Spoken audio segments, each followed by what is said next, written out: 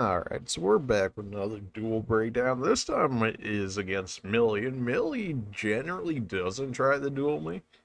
So I don't know if they... This might have been during Duel Kingdom, I don't remember, because usually they don't duel me, but they actually wanted to duel me on this one. Or maybe they saw the 3600 at the time, and they're like, oh yeah, I can win this. Yeah, uh-huh, we'll see about that. A little bit of shorter end on our duels in terms of actual dual time, yet somehow these videos always come out to be like half an hour long. So we'll see how this goes. We do a little bit of a time skip there because generally everybody's just chilling for a minute. We drop Echo Nut here because they dropped Arbo. The reason for doing that is just to burn her AS quickly, so that way she won't do real tower damage. Who did we get back as soon as we dropped or as soon as we dropped Echo Nut? Mamba? I mean, realistically, we could have just dropped Kana here. We could have just dropped Sib and like killed her immediately. Even at LB50, which is a little spooky, but also Arbo's, at least in terms of like the higher tier meta, pretty dated at this point. 2 block is just not enough. Uh, Paralysis Vengeance armor is whatever. Half healthing somebody is kind of nice. It's kind of like Aqua in that regard, but I can still do better things. They drop Frog on Sib. This one I don't really understand the idea, because Sib's already paralyzed and half health. Like, you could have just used another, like, actual attacker to kill her and then move on. Because Sib was more or less, I wouldn't say necessarily neutralized because she still had her block up and uh, still like half her HP. But like, I would not have used Frog here for that. Although I guess if they had a hard time getting rid of the block, maybe that's why, and that's why they did it. But yeah, not the greatest use of Frog, but I don't remember 100% of what their deck was, so maybe that's what they needed in order to get rid of the block. In which case, fair enough, I guess. Yeah, no, you have a look. What? Huh? What? Huh? Okay. So you have a LB50 all Edda who naturally has block pierce, but then you drop Frog beforehand. I mean, I guess just get Frog started early. Okay, sure. I mean, LB50 all Edda will absolutely kill Sib, especially the way she is now. She's just so dead, which is why we're not doing anything to try and save her here. Sib did her job. She killed Arbo, baited out a Frog usage, and had them play their hand on their alt Edda, so we can figure out a strategy right here. We throw Mambo down here. The real reason we do this is so that way we get the stun on Frog, so ideally I end up cleaning him up here. Or I use this time to take care of alt Edda while Frog's not being an issue. Look at that damage, though. Half health the Frog. I mean, that was an LB38 Frog. I have to imagine they have them decently built as well.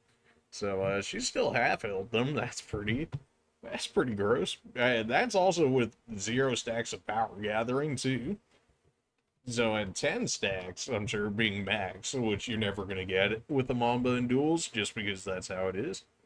Because Mamba never survives that long because she has no stats outside of attack.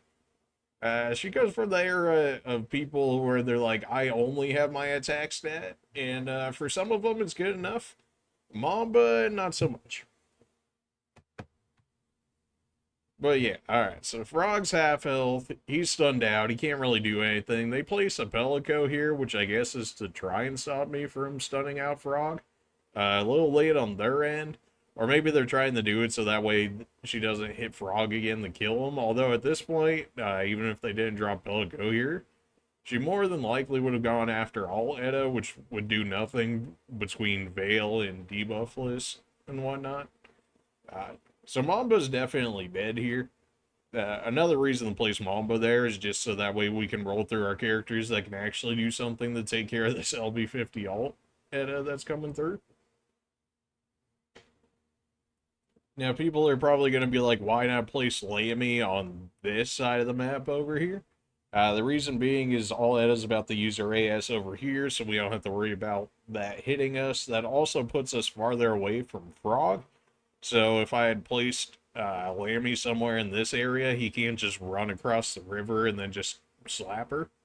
This should more or less guarantee that Lammy's going to be able to hit her AS on Aletta over here,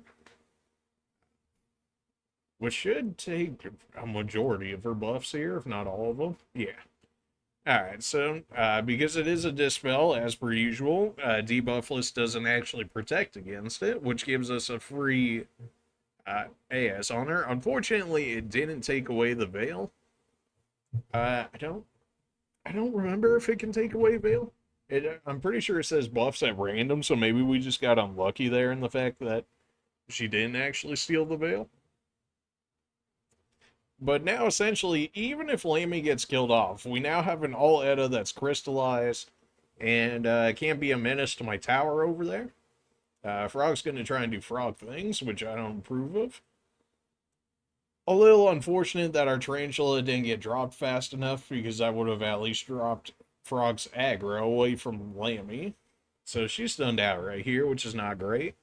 Our real concern about tower damage would be the All-Etta, of course, but because she's crystallized, she's not able to do anything, and Frog doesn't do fantastic tower damage.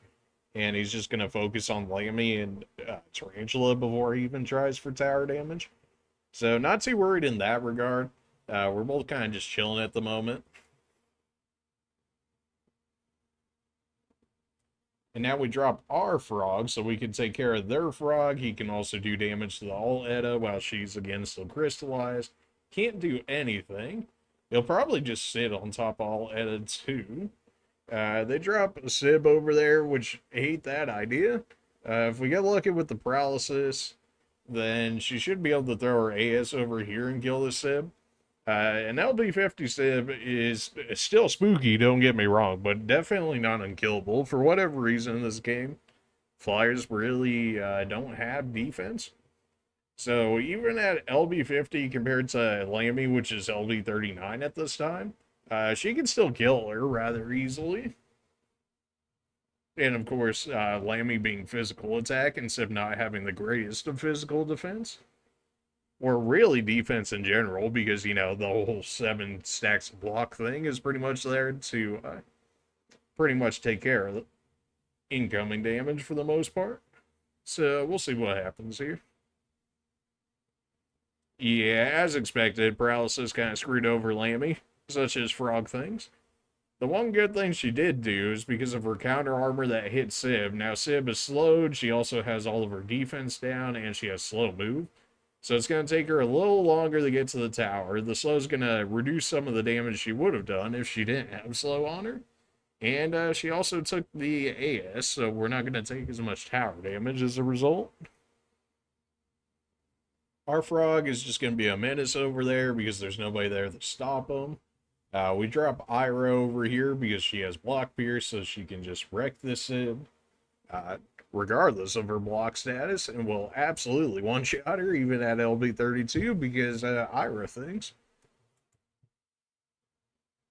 I mean, each hit did what? Each tick did like 31k or so right there. So yeah, extremely dead.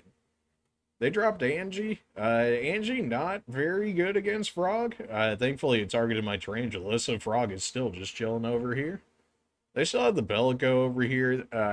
Pellico, again, this, when we were doing the dual deck building, this is one of the reasons we have Pellico here, because building 88 DR on it is extremely annoying for one cost, and then it has the death rattle, creating another one of itself to take another hit, and then, of course, on top of the 88 DR that you can give it when you max it out, then it gives itself DR, of course, so it's more like, I think it's either 5 or 10 DR for every one stack, so you could have like a 93 to like a 98 DR one cost distraction slash meat shield, which is also free to deploy. Yeah, just another reason to put Pellico in there. There's better things than Pellico, as we explained in some of the earlier videos, but definitely, like, you can throw that beast in your deck and people are going to be like, understandable, have a nice day. Angie is a bit dated. She can still do Angie things, aka do damage, but she just does. She doesn't have the defensive capabilities or the HP to really stand up to the current meta, which is generally being able to take a kill and then run with it. She will get some tower damage off here. Unfortunately, our Echo Nut actually got dropped late there, so she did get the AS on the tower, which is a little annoying. Frog is going to do frog things. Unfortunately, because all Edda actually is crystallized, she has 50% magical defense increase, which is a thing a lot of people don't either recognize or understand. But yeah, crystallize gives you 50% magical defense increase, whereas with petrify, it gives you 50% physical increase. Which honestly, I could see future tanks actually having as a part of their kit, where they like petrify or crystallize themselves.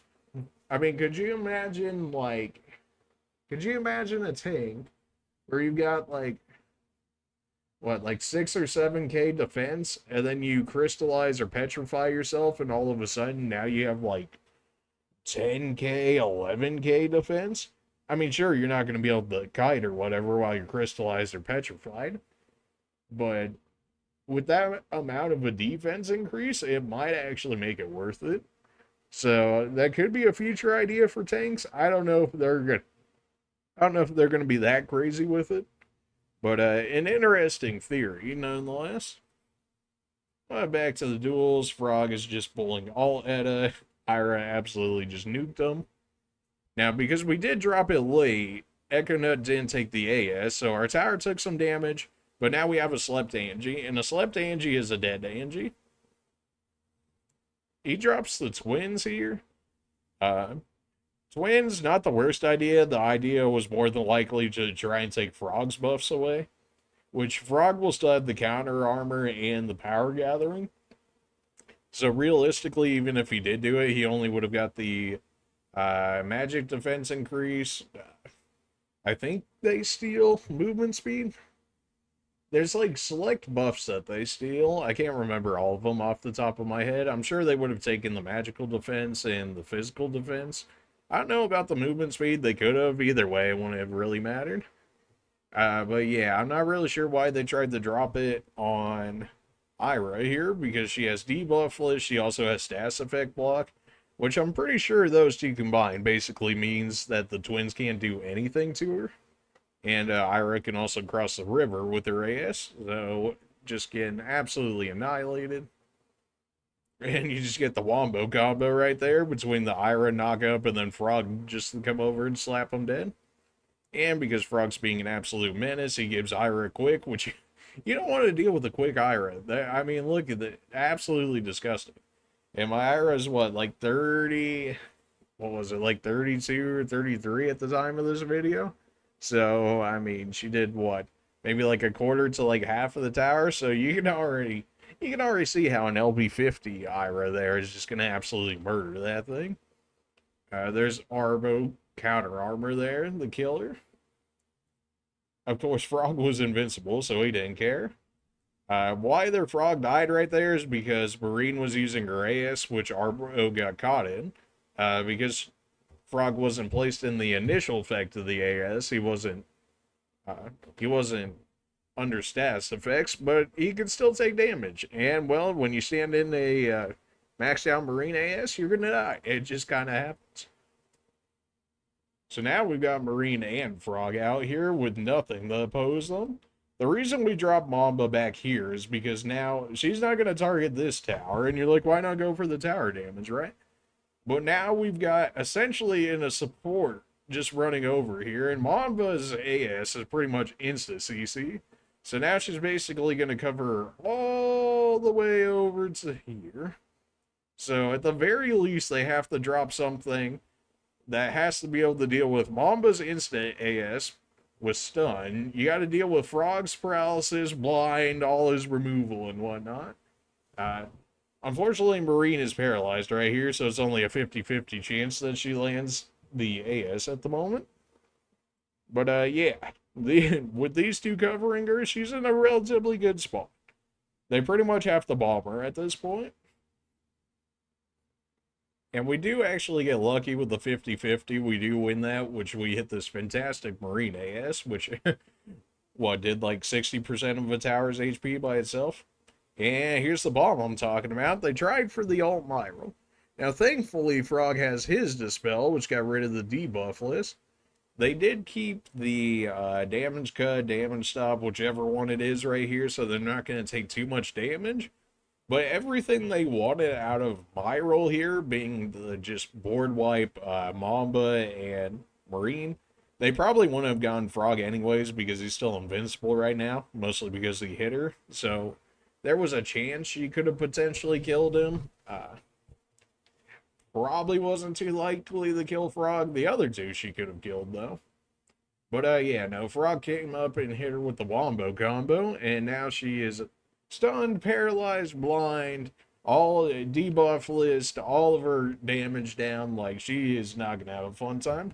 She's also standing in the middle of 3 people, and as soon as that damage block drops, she's just insta dead.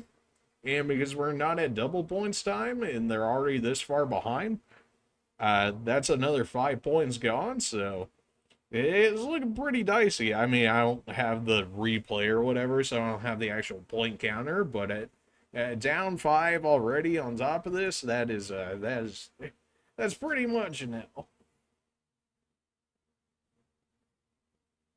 And yeah, they pretty much saw that coming out. That was their Hail Mary right there. That was the only way they were going to get back into the game, was killing Marine and Mamba and Frog.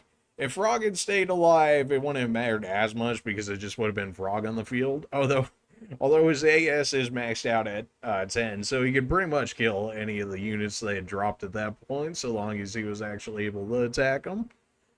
But yeah, no. I mean, just nice, quick, easy duel. Wasn't really too concerned about everything. This is pretty much just showing new meta versus a bit of an older meta here with Angie and Arbo. I mean, Sib kind of moved into the new meta due to the fact that she got her buffs.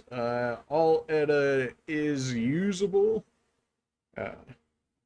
I wouldn't say that she's the greatest. She's certainly not bad by any means. Like, you could throw her in the deck and people would be like, yeah, that makes sense. Especially with Millie's here being at LB50. But yeah, that's a W for it. Yeah, that ending was a little rough. It was indeed. Catching the alt viral before she could use her AS. Oh, you know that had to hurt. I'm pretty sure most people would have FF'd immediately after that or just surrendered. And I can't say I blamed them because at that point, if you're, what, like 7 costs down or something, and you've got a Marine and a Mamba and a Frog out, like, you're pretty much lost at that point. There's really not much you can do about it. But that's been our breakdown of this duel. A bit of a shorter one this time, so I kind of debated whether I should even do it or not, but I figured people could still learn something from it, even if it's in a shorter time frame. And maybe you guys seen some plays, maybe you didn't know Frog's interaction with Myral there, being able to just stun her out of her AS, even with debuffless on her, because of how this spell works against her. But yeah, hopefully you guys learned something in that duel video, and we'll see you guys in the next. See ya.